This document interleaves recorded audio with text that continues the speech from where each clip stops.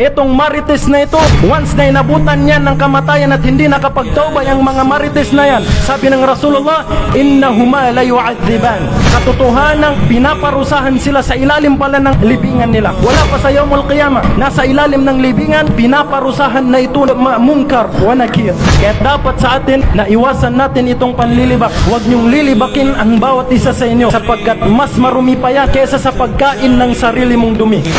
وإلى موائد جود مولاك الرعي na ungangambo ikahangan kay ginaon ka. Ungangambo ukagaypan kay ginaon ka katanuni kinto ba na palkatan a setan. Sutok apo jakaratan mo tito apo jonita mengka kanin kapamikari susimba kanu Allah Ta'ala. Kandan sa bagla paritian ng kanan turmay bagla ibataw ng Allah Ta'ala.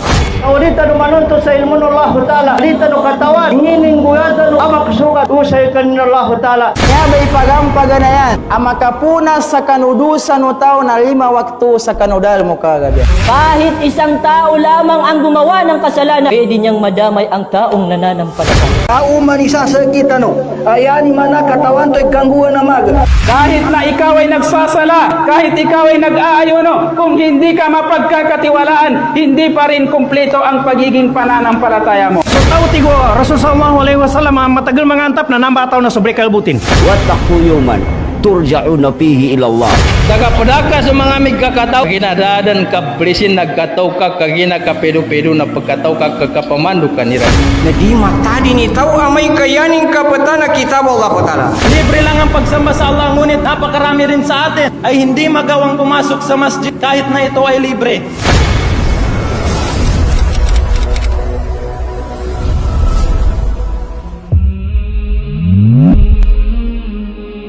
Mga Muslim na mananampalataya at kapwa ko alipin ng Allah subhanahu wa ta'ala, ang nais kong ibahagi sa inyo o talakayin sa inyo sa mga oras at araw na ito ay patungkol sa sinabi ng Allah subhanahu wa ta'ala mula sa banal na Quran sa Suratul Hujurat, na kung saan sinabi ng Allah subhanahu wa ta'ala ba'da a'udhu billahi minash shaitanir rajim, ya ayyuhalladhina amanu ijtanibu kathiran minadh-dhann inna ba'dadh-dhanni ithm wa la tajassasu wa la yaghtab ba'dukum ba'dan ayuhibbu ahadukum an ya'kula lahma akhihi maytan fakarihtumuh wattaqullaha innallaha tawwabur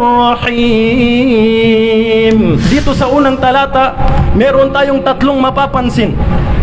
Ang una, tinawag ng Allah subhanahu wa ta'ala ang mga taong nagpapakatotoo sa pagsunod sa mga batas o ipag-uutos ng Allah subhanahu wa ta'ala. Pangalawa, bakit kung mag-uutos ang Allah, kung magpapababa ng kautusan ng Allah subhanahu wa ta'ala, ay tanging ang mga taong nagpapakatotoo lamang sa pagsunod sa Allah ang tatawagin ng Allah?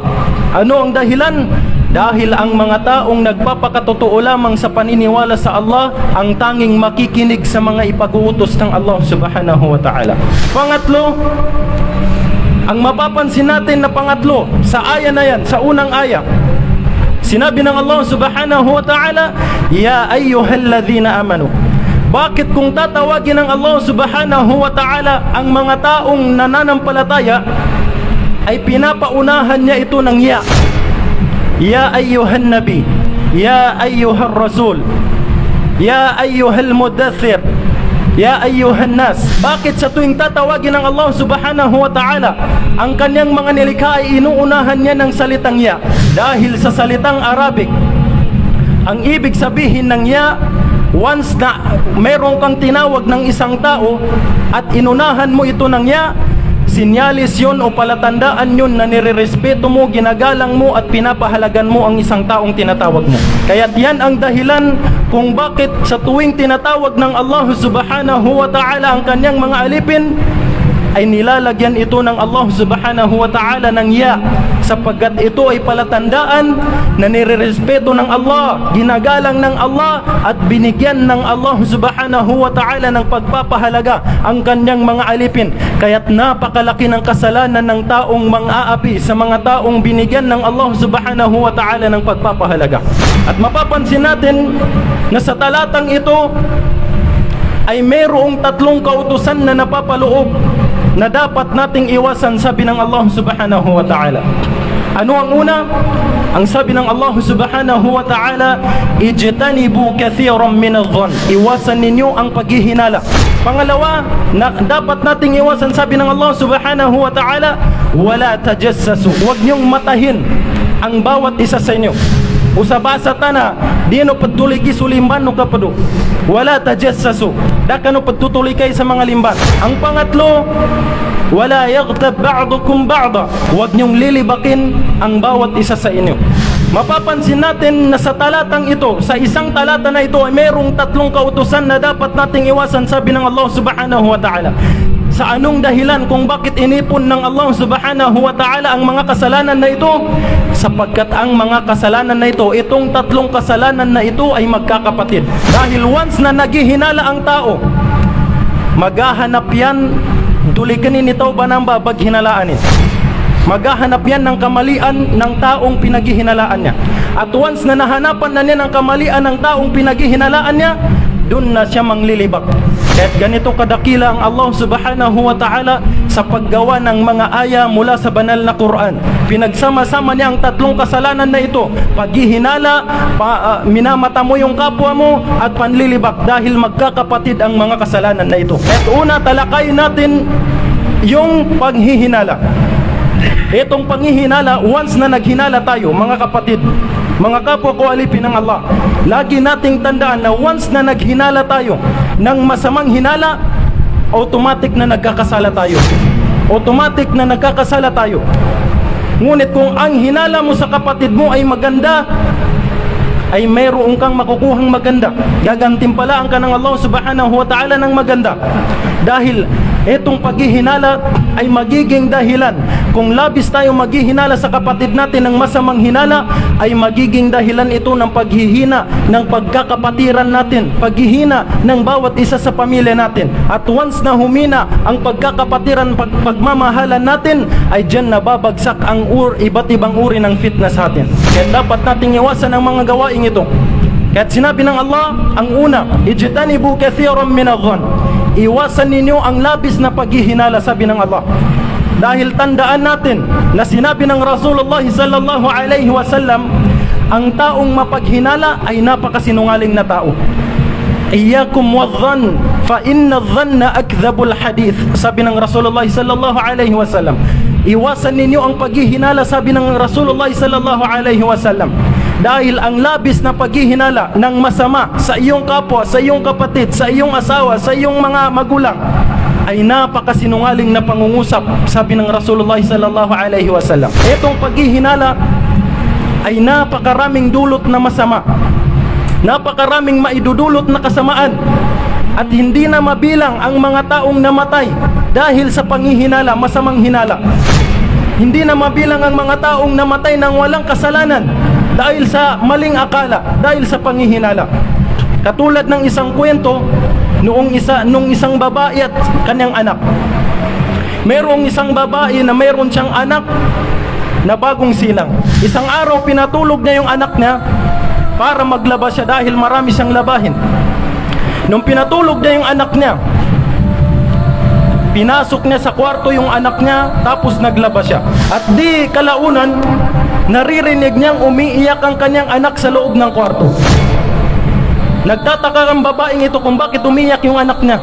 Sabi niya, bakit kayo umiyak yung anak ko? Ano kayo nangyari sa loob ng kwarto? At di kalaunan, habang naglalaba siya, nagmamadali siyang maglaba para mapuntahan niya yung anak niyang umiiyak. Ngunit hindi nagtagal, biglang tumigil ang kanyang anak sa pag-iyak. At nagtaka ang babaeng ito. Sabi niya, bakit kaya tumigil yung anak ko? Samantalang kanina iyak nang iyak, ngayon tumigil, biglang tumigil. At biglang lumabas ang isang pusa sa kwarto kung saan naroroon ang batang umiiyak. At ang pusang ito na nakita ng babae ay duguan ang kanyang bunganga. Duguan ang pusa. Duguan ang bunganga ng pusa na ito. At dito na naghinala ang babaeng ito. Sabi niya, baka pinatay na yung anak ko, kaya tumigil yung anak ko sa pag-iyak kasi pinagkakagat ng pusa na ito. At ano ang ginawa ng babaeng ito? Kinuha niya yung itak nila. At nang nakuha ng babae ang itak, pinagtataga niya ang pusa na wala siyang alam sa nangyayari.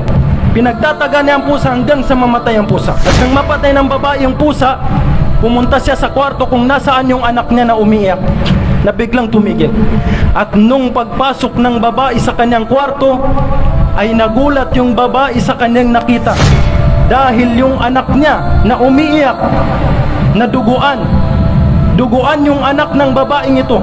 Nagulat siya sa nakita niya dahil pagpasok ng babaeng ito sa kwarto ay mayroong isang napakalaking ahas na namatay. Sapagkat napatay ng pusa na yun yung ahas na sana tutuklawin nung ahas yung bata, yung anak niya. Kaya't nagsisi ang babaeng ito. Napaiyak ang babaeng ito dahil sa maling hinala niya, napatay niya ang pusa na walang kinalaman, walang kalaban-laban. Yun pa yung nagligtas sa anak niya at pinatay pa niya. Kaya't dapat sa atin, iwasan natin ang paghihinala. Dahil napakasama ng paghihinala, lalo na sa ating mga pamilya, lalo na sa ating mga anak. Marapat sa atin kung mayroon tayong naririnig na mga isyu sa mga kapatid natin, sa asawa natin, sa mga kamag-anak natin, kausapin natin sila ng personal.